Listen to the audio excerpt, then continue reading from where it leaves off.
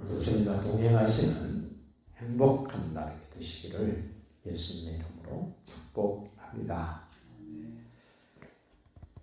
하나님의 사랑받은 사람, 예수님을 닮고 싶은 사람, 막 애쓰고 막 노력하고 땀을 삐질삐질 흘려야 되는 것이 아니라고 말씀을 합니다. 예를 들면 얼굴이 까만 흑인은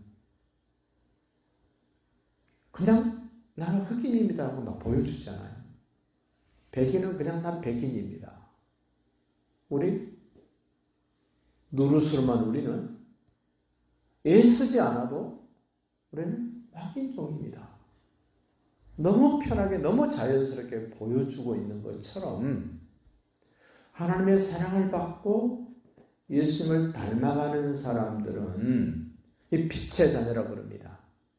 나는 빛을 막 비춰야 돼, 그래서 비춰지는 게 아니라 너무 자연스럽게 빛을 비출 수밖에 없습니다. 우리는 빛이 아닙니다. 참 빛으로 오신 예수님으로부터 빛을 받아서 그 빛을 내보내는 겁니다. 제가 유일하게 한 1시간 정도 사진관 암실에 들어가 본 적이 있습니다. 암실에 들어갔더니 캄캄합니다. 아무것도 안 보입니다. 그런데 야광 덩어리, 주먹만한 게 하나 있더라고요. 그거를 놓고 현상을 하더만요. 사진이 흐린지 진한지를 그 야광 불빛으로 인화지에 사진이 만들어지는 그거를 비춰보면서 이제는 건져도 되겠다, 더 담가놔야 되겠다, 이걸 결정하더라고요. 그 어둠 속에서 유일하게 뭔가를 분별해 볼 수 있는 이 야광체는 스스로 빛을 내는 것이 아니라 밖에 밝은 데 놔뒀다가 그걸 가지고 어둠 속으로 들어갔더니 그게 너무 자연스럽게 빛을 내주는 겁니다. 바로 그거다. 오늘 말씀 보십시오. 8절 봅니다. 너희가 전에는 어둠이더니 이제는 주 안에서 빛이라 빛의 자녀들처럼 행하라. 나는 빛이야 소리 내지 않아도 애쓰고 힘쓰지 않아도 이미 하나님의 사랑을 받은 우리는 빛을 낼 수밖에 없는 사람으로 하나님이 만들어 놓으셨습니다. 예수님이 앞에 샘플이 되어 주셨습니다. 그럼 그 빛을 낼 수 있는 빛의 사람들은 어떤 사람인가? 9절 소개합니다. 빛의 열매는 모든 착함, 의로움, 진실함이 있다 이럽니다. 우리는 생각이나 느낌으로 나는 빛의 자녀다, 거기에 머무르시면 안 됩니다. 느낌이 아닙니다. 생각이 아닙니다. 실제로 빛의 열매가 있어야 그 사람 빛의 사람입니다. 성경은 말씀합니다. 그 나무가 어떤 나무인지를 확인해 보는 것은 열매를 보면 안다. 사과나무가 아무리 자기는 밤나무라 그래도 안 됩니다. 열매가 사과가 맺혔는데. 대추나무는 아무리 자기가 작아도 자기는 호박나물이 안 됩니다. 왜? 열매가 맺혀 있어서 말해주고 있지 않습니까? 오늘 여러분과 저는 어떤 사람인가를 내가 노력한다고 되는 것이 아니라 나도 모르게 나는 이런 사람이네 하고 지금 자기 스스로가 지금 다른 사람에게 보여주고 있는데 뭘로 알 수 있습니까? 열매입니다. 열매. 열매는 과정 속에서 나타나는 결과 아닙니까? 과정이 있었습니다. 그래서 우리는 하나님의 사랑받은 자답게 여러 가지 모든 일들을 할 때 출발이, 동기가 뭐냐는 겁니다. 동기가. 하나님의 사랑입니다. 그 동기가 뭡니까? 주님의 은혜입니다. 그럼 과정은 뭡니까? 과정은 하나님이 우리에게 하신 말씀을 근거로 해서 진행해야 됩니다. 그래야 결과가 착함과 의로움과 진실함이 나타나지는 겁니다.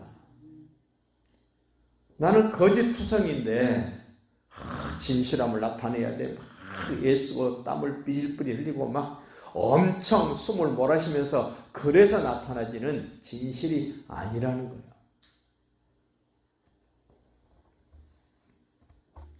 7절 보십시오. 그러므로 그들과 함께하는 자가 되지 말라.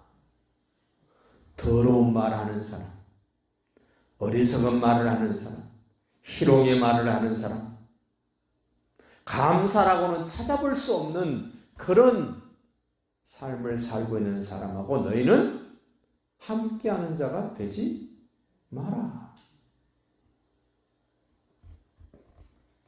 10절 보십시오. 주를 기쁘시게 할 것이 무엇인가 시험하여 봐라. 내가 하는 일이 정말 주님을 나타내고 하나님의 사랑받은 자의 모습으로 나는 지금 하나님이 인정하실까? 내 주위 사람들 그렇게 말할 수 있을까? 하나님을 기쁘시게 하는 것을 시험해 보랍니다. 확인해 보랍니다. 너희는 열매 없는 어둠의 일에 참여하지 말고 도리어 열매 없는 그런 것들을 책망해라. 우리는 세상에 살면서 세상 사람들이 하는 것을 부러워할 때가 있습니다. 가끔. 그러다가 깜짝 놀랍니다. 내가 왜 이러지? 하지 말아야 될 생각을 내가 하네? 하지 말아야 될 말을 내가 하네? 하지 말아야 될 행동을 하네? 하고 소스라치게 놀라는 그런 하나님의 사람들. 전혀 세상에서 그런 모습을 안 가질 수 없습니다. 생각조차 안 할 수 없습니다만은 그럴 때마다 자기 자신이 깜짝깜짝 놀라야 됩니다. 그 사람이 하나님의 사람입니다. 그 사람이 주님을 기쁘시게 하는 사람입니다. 열매 없는 사람들의 특징을 12절에서 말합니다. 그들이 은밀히 행하는 것들은 말하기도 부끄러운 것들이다. 참 낯뜨거운 말. 그런데 세상 사람들은 당당하게 합니다. 듣는 내가 낯뜨거운데 하는 사람은 당당하게 합니다. 그런데 그 사람들의 삶의 모습을 보십시오. 하나님이 기대하시는 열매라고는 눈을 닦고 봐도 눈을 씻고 봐도 없습니다.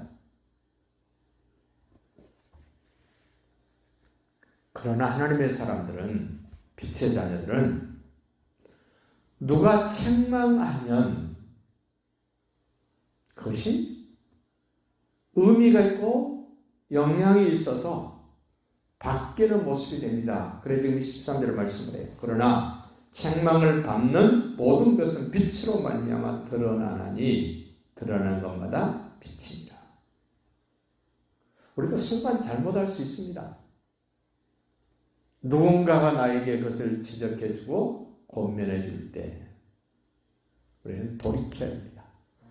우리도 세상 사람들에게 그렇게 말해줍니다. 그런데 그 사람들은 돌이키지 않습니다. 그래서 빛으로 다 그러한 것들이 반드시 언젠가는 드러나게 됩니다. 그러므로 이르시기를 잠자는 자여 깨어서 죽은 자들 가운데서 일어나라. 잠잠은 어떻습니까? 말을 해도 못 알아듣습니다. 가볍게 나를 터치하고 만져도 모릅니다. 감각이 둔해졌습니다. 듣는 것이 둔해졌습니다. 느끼는 것이 둔해졌습니다. 깨닫는 것이 둔해졌습니다. 그래서 주님이 일어나라 그럽니다.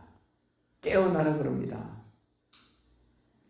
그리스도께서 나를 끊임없이 조명하실 수 있도록, 나를 비추실 수 있도록, 어둠이 접근할 수 없도록, 열매 없는 것들이 더 이상 나에게 영향 줄 수 없도록 주께서 비추시는 거기에 반응을 보이시고 거기에 열매가 나타나질 수 있기를 예수님의 이름으로 축복합니다.